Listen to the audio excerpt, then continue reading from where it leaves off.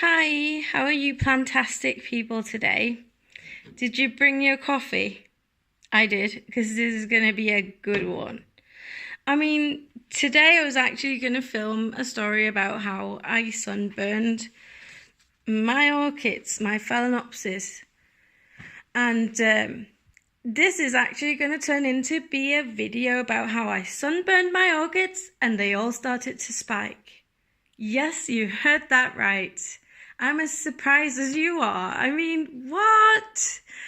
Come on, it makes no sense, right? How does environment have an impact on your orchids? You can read up on orchids. Today we're talking about Phalaenopsis. You can read about them. You can watch videos, and you can follow all these guidelines. But in the end, you have to feel and see and try out with your plants. Only you know what's best for your plants where you live. Not only your environment outside, but also your environment indoors. Unless you keep your orchids outside. I apologize for my out of breath voice today, but I'm just so excited. I don't know where to start. What? We just recently moved house. I think I explained that in another video. If you're interested in my other videos, please watch them. Give them a like if you like them. If you want to watch more, please subscribe. But yeah, okay. So back to story about Phalaenopsis spiking from being sunburned. So basically, we just moved, right? We had a horrible house. We rented it, but it was filled with mold, like household mold thing. We couldn't see it that much. We could see it near the windows and whatnot.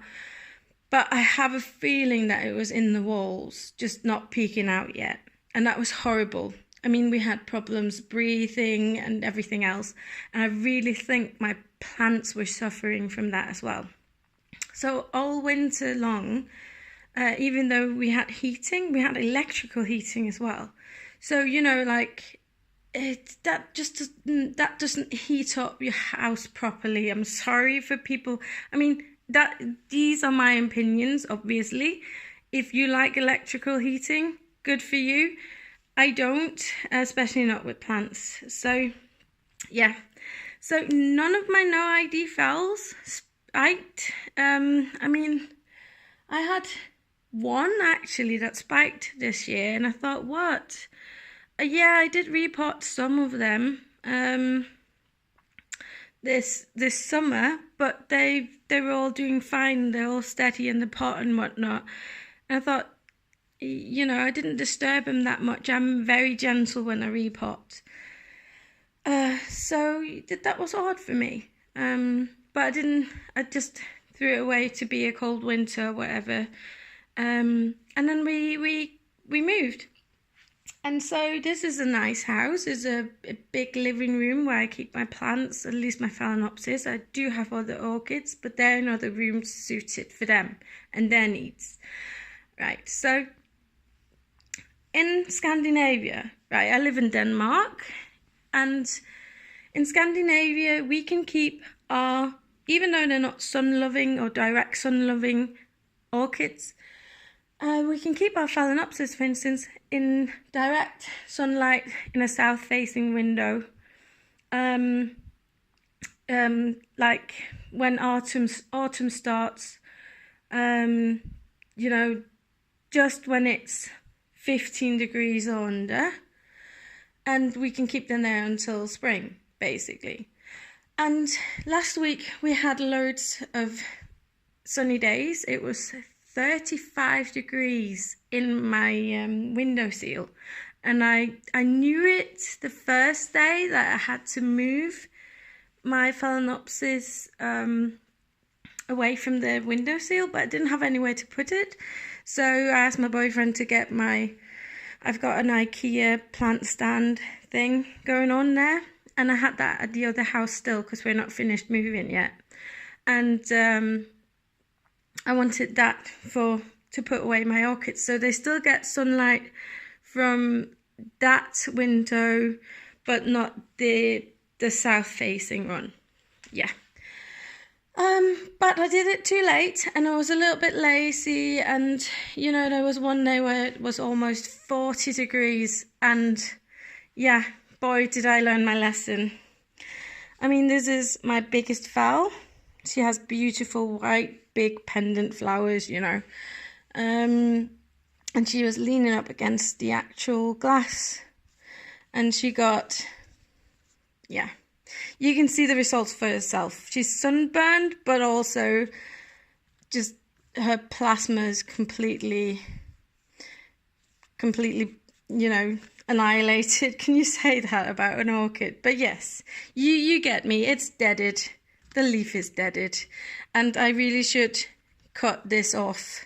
I mean, it's still green, so I'm giving it a chance, because the plant does need whatever's green is good.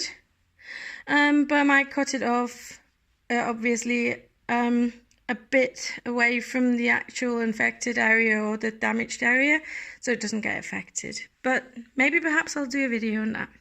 Anywho's, this is not the only one. I'm so sad about this one. She has nice big white flowers.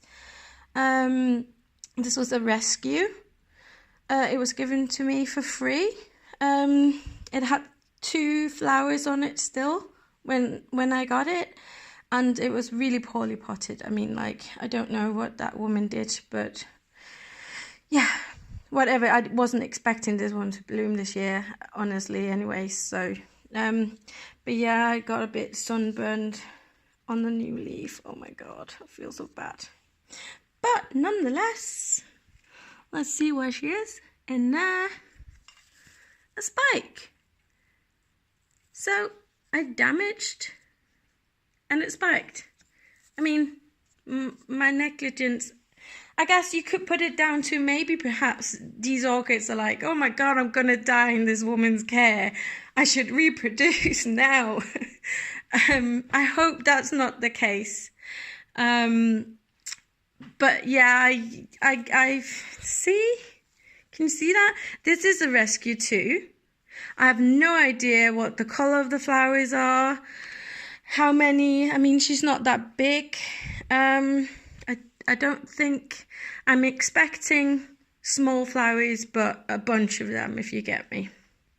But a nice little spike there. This one is my first ever orchid. She's a couple of years old now, and she means very much to me. And she's got a little triangle shaped, oh, the light won't focus, in there. There we go. And the crown piece. I've even got one in my semi-hydroponic one. And if you're interested in how I do keep my orchids in semi-hydro, or my orchid experiments, and how I'm going to use semi-hydroponics from now on, I don't use the traditional system.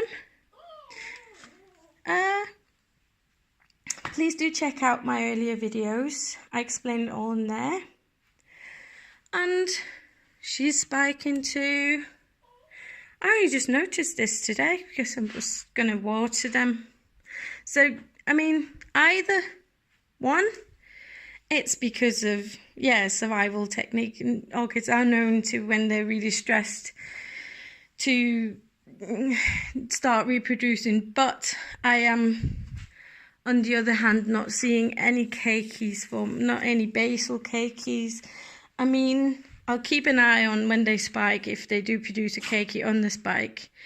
I'm not interested in keikis. I'd rather have the orchid focus on itself. But then again, looks nice and happy root. You know, I actually just think it's because I changed environment. I mean, my house is better. I feel better. My family feels better. My plants feel better. They got a bit of sun.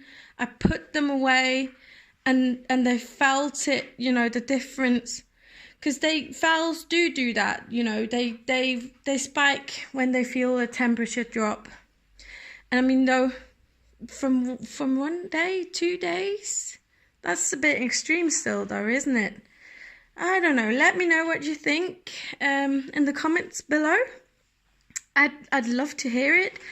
And also, if you live in Scandinavia, please move your Phalaenopsis out of your south-facing window, or you will end up with very ugly leaves and a damaged plant. And yeah, a damaged plant equals a plant that has to concentrate more on growth, equals less or not as pretty flowers. And after all, we do keep them for the flowers, don't we? So yeah, I hope you have a fantastic day. And yeah, hi.